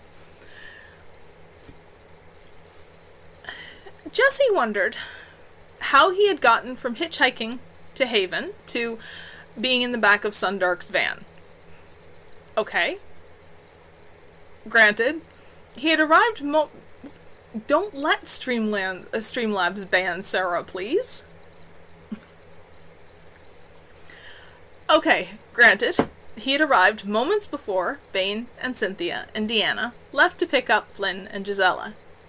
Kevin, it seemed, was already at Kevin Winter's house. Okay, granted, he'd somehow managed to time his visit for Dandelion's anniversary as a coven, and found himself invited to join them. It was still sudden enough to make his head spin. Flynn first, who hopped into the back and greeted Jesse with a smile. Then Gisela's house. Gisela immediately pounced for a hug that might have startled her as much as it did him, because she blushed and retreated quickly to hide in Deanna's shadow. Good timing, Flynn commented. Tonight's gonna be fun. I don't think I've met anybody from Winter or Dandelion for more than a couple of minutes. Don't worry about it, Cynthia assured him. No one's expecting you to remember names of people you've only met briefly. Coven Winter's house was medium-sized and well-kept, the nearest neighbors some distance on either side. Bane parked the van, and everyone headed for a door at the side. Cynthia tapped briefly, opened it, and shooed everyone into a warm, bright, and reasonably large kitchen. Haven seemed to be fond of big kitchens. Laurie, Kevin's cousin, who looked so much like him, turned away from the sink, wiping her hands dry on a dish towel, and smiled warmly. Jesse, hi! In the background, he could hear a lot of voices, and music. Queen, he thought. Jess? Kevin, doing something at the stove, glanced back. Get in here, you! It's cold out there. If you wanted to visit, why didn't you call? Someone could have come to get you. Jesse shrugged. It's not that bad. Are you sure I'm not interrupting? There was a truly astonishing amount of food on the go in that kitchen. The best possible time for you to come, Laurie laughed. We would have invited you, if we'd been able to, but you haven't called lately. Consider yourself invited. There's no room in this kitchen for extra bodies, Kevin said. Take your boots off and go get comfy in the living room until supper's ready. Jesse saluted, but obeyed, left his snowy boots with the numerous others, and added his jacket to the pile on the chest freezer behind the door. Find a spot if you can, Flynn said, claiming one end of the blue and cream couch, which already had 2 people on it. A woman with shoulder-length copper-colored hair, a little taller than Gisela, but no heavier, and Samantha from the pet store. Bane crossed the room towards the one chair, which didn't match the couch. The man sprawled in it, a leg draped over the arm, resembled him quite a lot. Aha! That was Bane's older brother, Brian. Brian started to move, but Bane shook his head and sat on the floor, leaning against the chair. Or rather, on one of a number of bright rugs of braided fabric spread erratically around on the hardwood floor. Leaning against the couch, on a large square pillow on the floor, was a curvy, dark-haired woman whose hazel eyes focused on nothing, but she cocked her head a little to listen. A grey husky hovered near her, like always, watching everything alertly. Jessie had never heard of a seeing eye dog that wore nothing save a collar, but Gwen did help Naomi get around somehow, so he filed it as one more small mystery. Everyone else, he counted 7 more including the other newcomers, found space on the floor, some with cushions to sit on, some just on rugs. The oval coffee table bore a heavy load of bottles of pop, pitchers of juice, and one of water with ice in it, and a collection of mismatched glasses and mugs. Some of those present had obviously already helped themselves. Against one wall were 2 women. One had hair so pale it was practically blue-white, cut to shoulder length and left loose, an interesting contrast to her tanned skin. She was petite, but nicely curved under the simple blue and silver short-sleeved dress she was wearing. He thought he remembered meeting her briefly at some point, and that her name was Eveline. She nudged the woman beside her with one bare foot, and both moved aside to make room between them. "Jessie, come have a seat." She beckoned with one hand, smiling. "There's not much room," the second woman agreed cheerfully, "but we can make some. Come have a seat, gorgeous. You have awesome timing. This is going to be a great party. But then, we always have great parties when we're all together." The dark red silky stuff she was wearing, a cropped tank top with a ribbon tie gathering the bottom, and calf-length pants so loose they resembled a skirt, showed off her athletic body nicely. Jessie thought he wouldn't want to mess with her. Thick chestnut hair had been cut to jaw length, around a tanned face that was too strong and interesting to be called pretty. They both seemed friendly, so he shrugged and accepted the offered place. Anywhere he sat, he was going to be right next to someone, so why not? "Calm down, Katrin," Bane said, amused. "You can be a bit alarming when you get excited." "Oh, I'm not scaring Jessie, am I?" she asked Jessie. He shrugged. "Not particularly." "See?" Bane simply looked at her, expressionless. It took only a couple of heartbeats for Katrin to look down and to one side, and Bane looked away. Jessie had the feeling he had just missed something he wouldn't get an explanation for, even if he asked. "So, how's life been treating you?" Deanna asked. "It's life," Jessie said, with another shrug. "It's winter. Everyone in the city is broke and stressed out because they spent too much over Christmas, and now they're depressed because it's cold and grey and slushy with short days. Doesn't make for the greatest atmosphere." "Sounds it," Samantha said. "Also sounds like a good reason to be here, not there." "How about up here?" "Fairly pleasant, now that we've finished exams," Cynthia said. "It was kind of tense around here not too long ago. College exams, high school exams."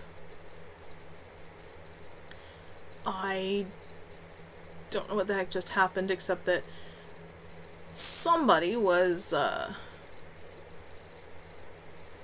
using some not very nice language. Okay, I'm going to actually see if I can give this mod powers.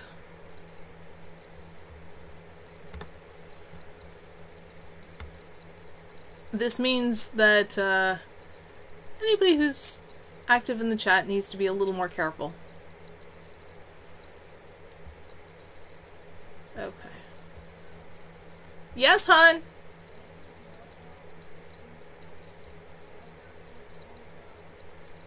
You haven't had a chance okay, so don't do it.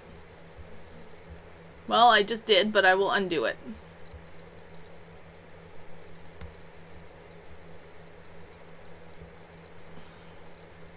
Okay, I'll just trust Indie Diva there as the mod, and the Streamlabs bot can just, kind of do whatever it's doing without being a mod. Alrighty, where was I?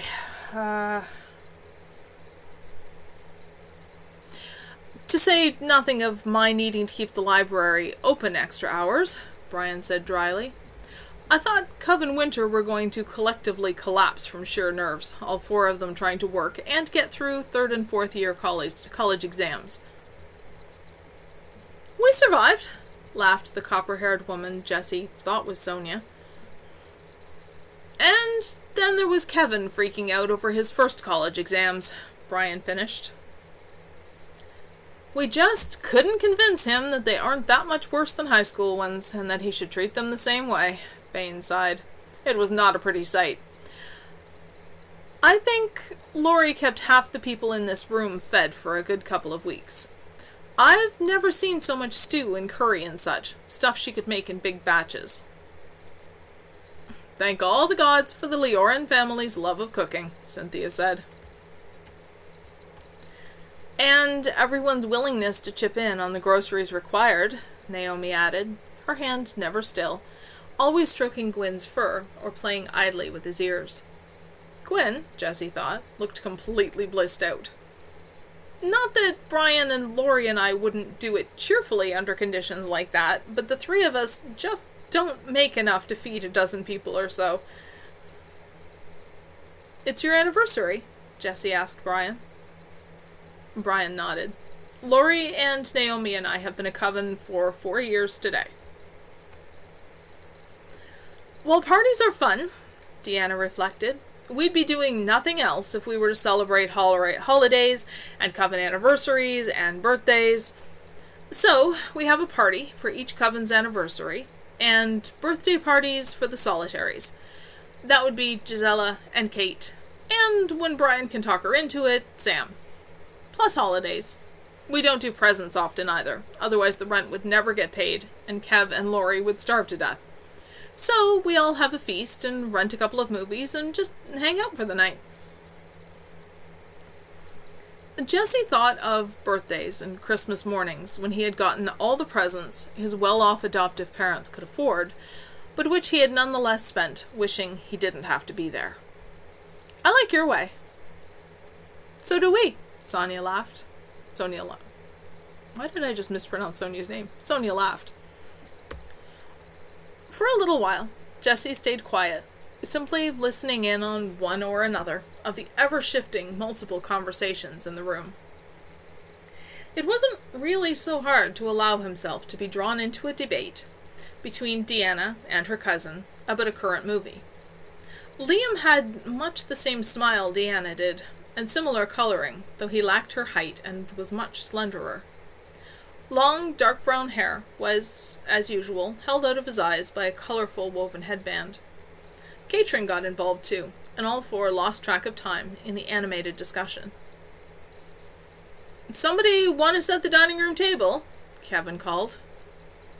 Hear and obey, my lord, Eveline answered.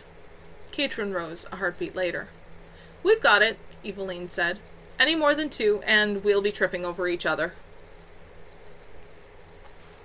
There are too many to sit at the table, Jessie said, puzzled. Very true, Samantha said, which would be why we're all going to get a plate full of food and come back here. Ah, got it. Come and get it, Laurie called. And the stampede begins, Flynn chuckled. Don't worry about hurrying, Jess. We'll all be able to stuff ourselves senseless and still have leftovers. Kev and Laurie tend to get a bit overexcited in the kitchen when they're together. Stay, Gwyn, Naomi said, getting to her feet and tucking her hand around Brian's arm. I smell that honeyed chicken Kevin makes. The dining room table was heaped with more food than Jessie had ever seen in one place before. Chicken, ham, steak, rice dishes, noodle dishes, vegetable dishes, potatoes.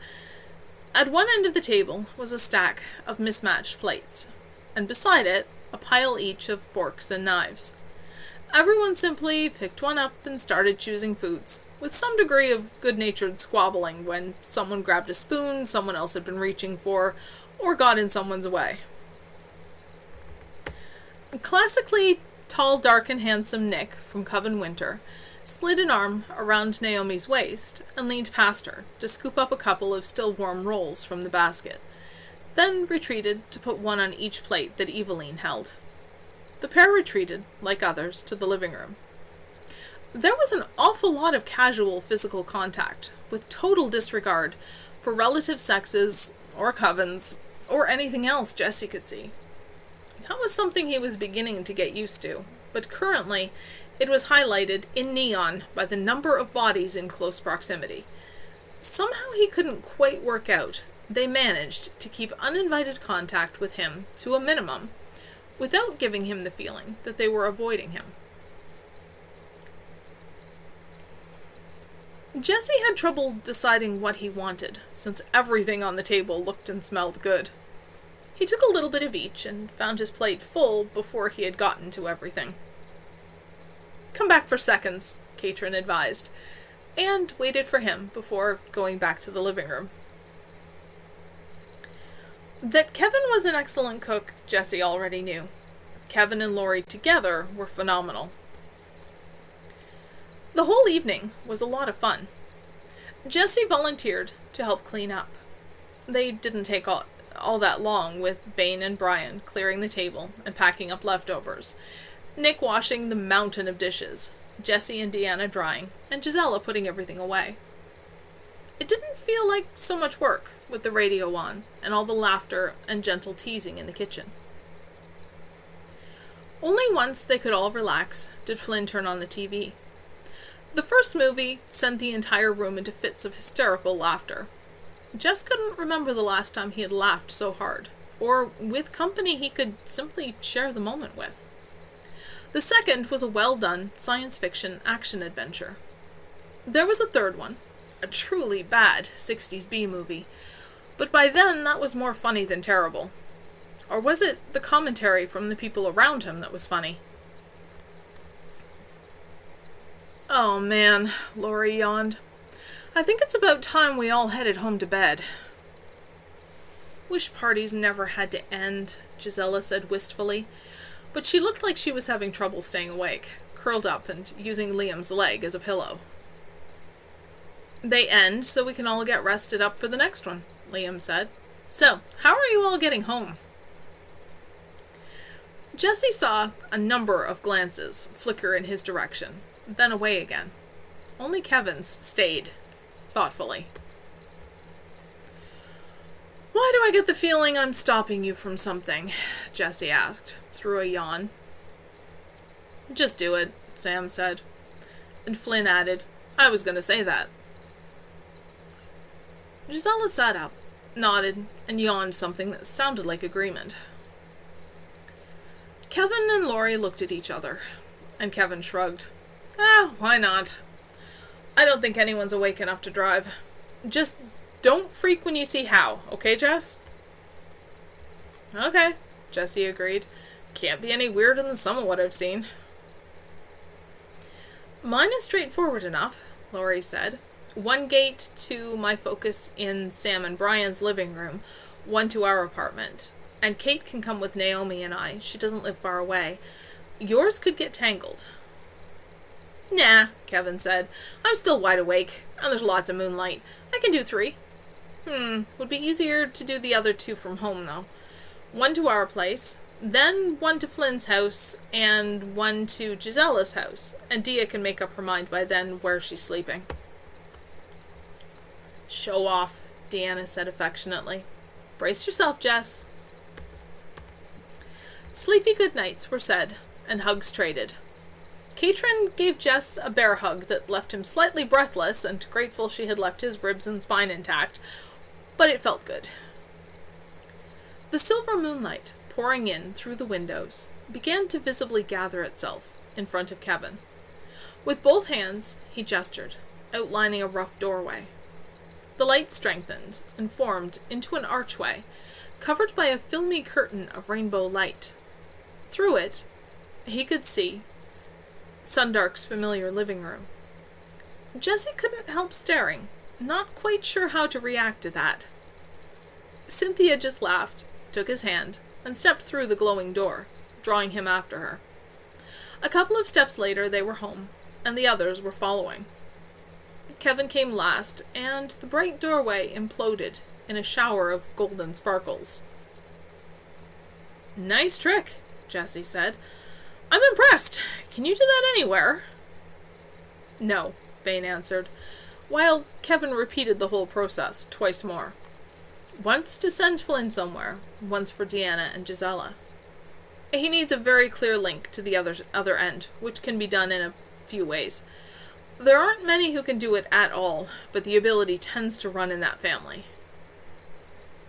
Right. I'm getting the feeling a lot runs in that family that I don't necessarily want to know about. I'll ask some other time.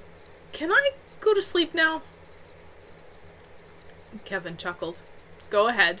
You can have my bed. I'll steal Dia's or crash with someone." "Sure," Vane said, through a jaw-cracking yawn, "if you're quiet." Sleep, Jessie thought dreamily, getting comfortable in Kevin's bed, between silky sheets. What a wonderful invention sleep was. That is the end of chapter 11. And since I've been reading for a couple of hours now, and I'd like my voice to continue to hold out for the duration of the novel, I think I'm going to wrap it up there for today. And I'll pick it up again tomorrow, starting with chapter 12. Thank you to anybody who's been around and listening. If you want the text version of this, it is absolutely 100% free. If you go to prismcat.com/blackwolf, there should be a link down below in the on the Twitch page. Yeah,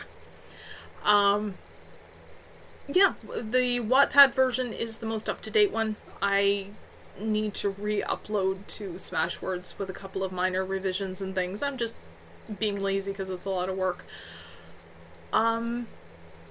Yeah, if you've been here, thank you very much, and I hope this is, well, if you're hanging around, obviously it's of some interest to you, or some use to you, or something. I'm better at writing than I am at saying bye, so I'm going to stop babbling and wrap up, and I will, I hope, see you tomorrow.